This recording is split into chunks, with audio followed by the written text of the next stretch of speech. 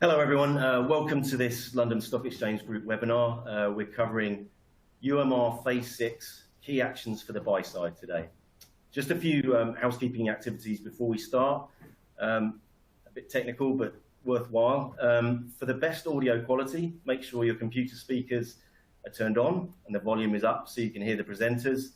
There is no dial-in number. All the widgets on your screen are resizable and movable. Make sure you have flash enabled. Some network cause slides to change more slowly than others. If you think your slides are behind, push F5 on your keyboard to refresh your page. Please close any programs or browser sessions running in the background that could cause issues. Webinars are bandwidth intensive, so closing any unnecessary browser tabs will help. Throughout the presentation, you can submit a question using the Q&A widget. And helpful documents and links are available for download from the resource list. So, with that behind us, we'll move into what we're covering today. It's a pretty simple agenda. We're first of all going to cover the current level of market preparedness and how we understand that to look, and then we'll move on to the key challenges of implementation and how you might want to overcome those. Then we'll have some time at the end for Q&A, and we'll cover as many of your questions as we possibly can. So just to go through some intros, my name's David Mellor. I'm the CEO of Sales in Capital Markets FX within LSEG. I'll be asking the questions today of my two far more knowledgeable colleagues who will ask us to introduce themselves now. So Audra, over to you. Thanks, Dave. Hi, everyone. My name is Audra Scharf. I'm the COO for FXall within the London Stock Exchange Group. I'm responsible for the strategy, product management, and service for FXall. I joined Thomson Reuters back in 2014 as the credit management product manager. Since then, I've held various roles within the organization. Over to you, Andy. Hi, everyone. Andrew Batchelor here. I'm the COO and head of product for LCH ForexClear. Joined far more recently, only last year, but spent 20 years at Barclays in various markets roles. So a long time in the seat. Thanks, guys. So let's start off with the market preparedness. Audra, what are you seeing in the marketplace? Sure. As we've been talking to clients about clearing, we've received positive feedback on what a seamless addition to the workflow we've built, especially for those that are already clearing, regardless of the asset class. The feedback we receive falls into three main categories. There are those that are taking this opportunity to set up their clearing relationships and workflow. There are some that have told us that they will wait for Phase 6 to see what the impact is, and others that have said they'll pay the increased margin requirements. We anticipate that when Phase 6 does come in, more and more clients will be incentivized to clear their NDF trades. Thanks, Audra. So, Andrew, is clearing happening? What's LCH ForexClear seeing? So I think there's a bit of a misconception in the marketplace. FX not being a mandated product doesn't attract a lot of attention. But if you look at the volumes that we're currently doing right now, on the left-hand side of the graph, two graphs on the page, we're doing sort of around about 2 trillion a month in cleared products. Vast majority of that volume is in NDFs and also from the dealer side. So they're pulling the liquidity in the service. We had a high watermark of 2.5 trillion in March this year. But the growth has been good, if not spectacular, in the last few years, driven mainly by UMR. On the right-hand side, you can see the average daily volume, which is probably a more useful chart. So we're doing almost $100 billion a day. Again, 95% of that is NDFs. We are doing some FX options as well, both UMR products. But I think the piece we're most excited about is the 100% growth in client average daily volumes in the last year. We've cleared $750 billion to date of client notional, but 40 member entities live and 50 clients.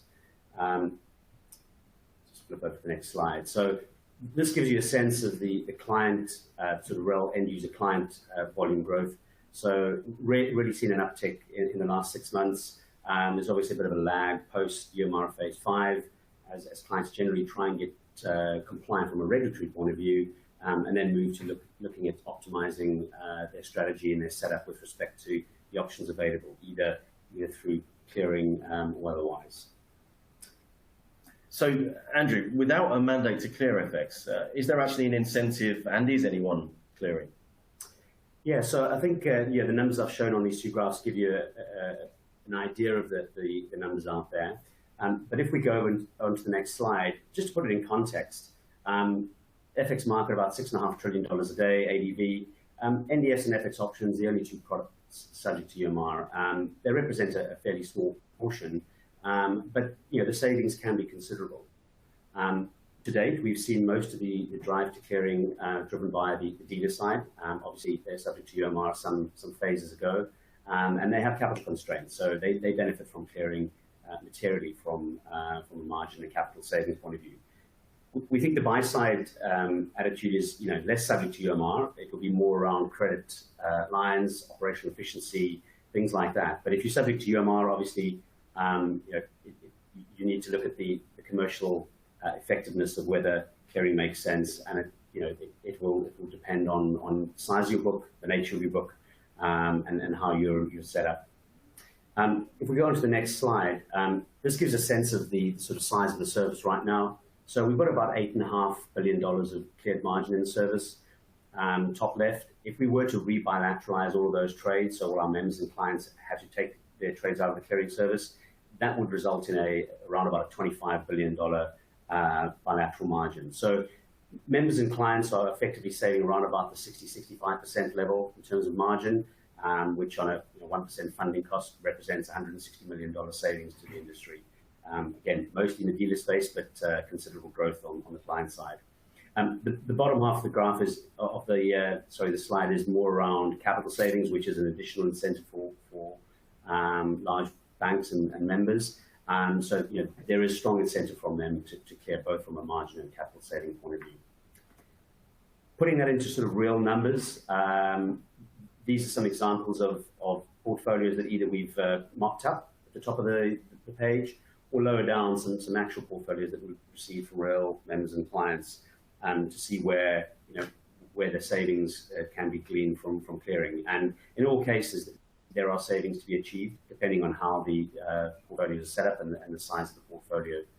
As I said, broadly speaking, we think it's around about the 60% level is the right number, but it will depend obviously on directionality, as you can see on some of the categories on the slide.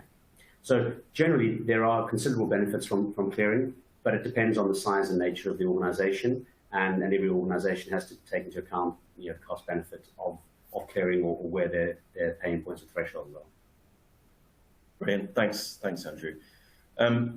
So let's move on from the background and move into kind of how we get this working. What are the challenges of implementation? How we can get past those. So first, coming to you, Audra, what does the trade flow look like, and what systems are involved? Sure. Thank you.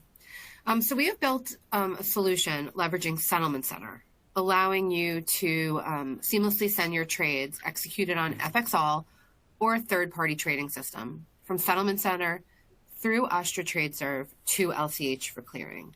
TradeServe, for those of you that aren't aware, is a third-party middleware platform that we're leveraging to facilitate connectivity to the clearinghouse.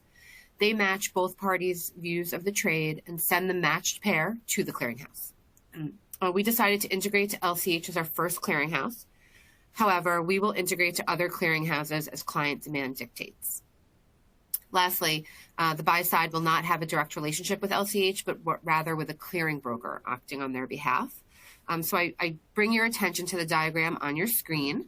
You will see it outlines the trade flow from execution to clearing. Following arrow 1, the liquidity provider and buy-side client will execute a trade on FXall. The trade then flows into Settlement Center as shown in 2A. Trades executed on other platforms can be uploaded to Settlement Center directly as well. The trade executions will also need to be sent to Astra TradeServe.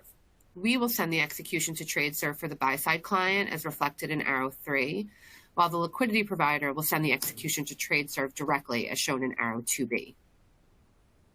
Once the trade is matched in TradeServe, the trade will be sent to LCH for clearing as shown in arrow 4. Status updates will be sent back from all points, as you can see in 5A, B, C, and arrow 6. Your clearing broker will also be notified of all trade status changes. So if I'm already a user of Settlement Center, Audra, what do I need to do to turn this on? Oh, so the Settlement Center setup is actually quite easy. So once you're using Settlement Center, so this slide will focus on the customer setup, with the next slide focusing on the provider setup. If you're already a client on Settlement Center, you will first have to set up your accounts for clearing.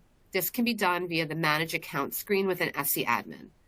As you will see in the screenshot on the left side of your screen, for each account you want to clear trades for, you will name the clearinghouse, your clearing ID, and the clearing broker ID. The clearing ID for each account will be given to you by your clearing broker. The clearing broker identifier will be assigned to the clearing broker by the clearinghouse and will be provided by the clearing broker as well. Bringing your attention to the screenshot along the bottom of the screen, you'll be able to specify the trade combinations you wish to clear. This is done via the Clearing Customer Mapping screen within SC Admin. You will identify the liquidity provider, account, currency pair, instrument, clearinghouse, and tenor combinations you wish to send to LCH for clearing. For example, you can set it up so that account 1 will clear all dollar Brazil traded with a specific provider, but account 2 will clear dollar Brazil when executed with a different provider. Or alternatively, account 3 can clear all dollar Chilean pesos, regardless of who the liquidity provider is. Once those two screens are set up, any trades falling into those categories will flow from Settlement Center to Astra TradeServe to LCH for clearing. Now, a similar setup will need to occur on the provider side, which we will cover in the next slide. So if you're already a provider on Settlement Center, and I would like to say that the setup on the provider side is very similar to that on the customer side. So you'll have to set up the entity for clearing, and this can be done via the Settlement Entities screen within SC Admin. As you'll see on the screenshot on the left side of your screen, for each entity you want to clear trades for, you will name the clearinghouse, your clearing ID, and the clearing broker ID. The clearing ID and clearing broker ID will both be given to you by the clearinghouse. It's how your entity is identified there. We have received feedback from some liquidity providers that they don't want to confirm clearing eligible trades in Settlement Center. Because of this, we've included the ability to exclude trades going to clearing from the confirmation process within Settlement Center. This is shown in the red box on the left side of your screen. Now, bringing your attention to the screenshot along the bottom of the screen, you will be able to specify the trade combinations you wish to clear, much like we did on the customer side. This is done via the Clearing Provider Mapping screen within SC Admin. You will identify the entity, currency pair, instrument, clearinghouse, and tenor combinations you wish to send to LCH for clearing. For example, you can set it up so that one of your entities will clear all dollar Brazil trades, but another entity will clear dollar Chilean peso trades. Once those two screens are set up, any trades falling into those categories will flow from Settlement Center to Astra TradeServe to LCH for clearing. As promised, setting yourself up for clearing is not a complicated process. Thanks, Audra. That's good to know. So, Andrew, from your side, I mean, how do I clear direct? What do I need to do? How do I connect? So firstly, wanted to just show those on the line who's clearing and the clearing brokers that you can clear through. So this is all public information. So we have 19 member groups currently connected on ForexClear with various entities within those groups. And then on the right-hand side of the slide, these are the clearing brokers. So whether you connect through an FCM in the US model or through an international clearing model, which is effectively known as the European model, you have various options. So 19 different entities to clear through, and there are more onboarding all the time. There's been quite a large growth this year. In terms of the connectivity side, as Audrey mentioned, FXall and Settlement Center is one of the options. We are also open access. We allow and have approved trade sources for ForexClear, a range of providers out there, obviously competing with FXall and our Refinitiv partners, but we do have multiple platforms that do connect to us currently. That information is all available on the website, and there are various connections, either through TradeServe, which is the middleware that is used by FXall, or in some cases there are some other providers where there's a direct connection and other providers are provided. But most of the information is on our website, and that's a pretty good place to start, and we'll send that information in terms of links around after the session. Brilliant. I think that brings us to the end of the formal presentation. We're very keen to just answer a few of the questions that have come in whilst Andrew and Audra have been explaining their respective parts. So, Audra, the first question I think I'm going to direct at you. And that's, so how do I kick off this onboarding process? How do I start? How do I kind of get to the point where I can start using Settlement Center as my vehicle to get to clearing? I mean, the first point of contact should be your FXall relationship manager. We've worked with TradeServe and LCH to gather the bulk of the information needed in order to start the process. So your FXall relationship manager will be able to give you basically a packet of information that you need to fill out covering the gamut of systems. You'll fill that out, send that back, and that will kick it off with TradeServe, and they will reach out to your clearing broker if you have one. So if you already have a clearing broker, that's great.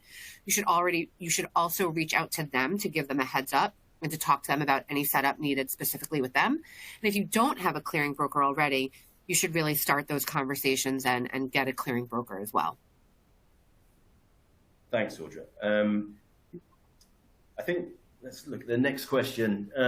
I think we touched on this, but let's go over it again. Andrew, just if you can lead off on this, how much does it cost? So from a membership point of view, there are a variety of options available, different packages. But from an end user client who's going to use a clearing broker, the best way to start that conversation is as Audra has mentioned, through a clearing broker. We charge a fee per notional to the clearing brokers, but packages available to the clearing brokers we're not party to, and they will range, I guess, according to the size and scale of your organization. So I think, as Audra has mentioned, the best place to start on fee discussions is probably with the clearing brokers. Audra, do you want to add anything to that from the FX perspective? Yeah, so within the workflow, there's a bunch of different touch points, right? There's FXall/Settlement Center, then there's Astra TradeServe, and then there's LCH and your clearing broker. So from a Settlement Center perspective, if you're already a Settlement Center customer, there is no additional charge for this piece of workflow. Settlement Center is charged on an event basis, and this is not an additional event. So if you're already using Settlement Center, this is free, basically. And then moving on to Astra TradeServe, they don't charge the buy side. There are no additional fees for the buy side, but for the sell side, there are fees associated with the service. I did reach out to them yesterday just to confirm that this was accurate as of then. So it's a subscription-based model plus a per trade fee. And you should reach out to your contact at TradeServe for more details on the specifics. And then Andrew already touched on the LCH and clearing broker piece, so I'm gonna leave that there. Brilliant, thank you. We'll just cover one more question and then we can, I think, wrap up. Let me assure you, if we haven't answered your question, we will follow up and get back to you and make sure that all questions are answered. And fittingly enough, the final question is, where can I find out more information? And again, I think we touched on this briefly, but the answer is you can find it from your FXall relationship managers or your LCH /ForexClear account managers, who will be able to provide all the information that we've talked about today, plus some more detail with respect to your accounts themselves. What I will just add to that, and the next slide covers it, is there will be, when you conclude a survey, if you've got any points that you want raised about the details within this, if you include it in your feedback form, we could make sure that we get back to you as well.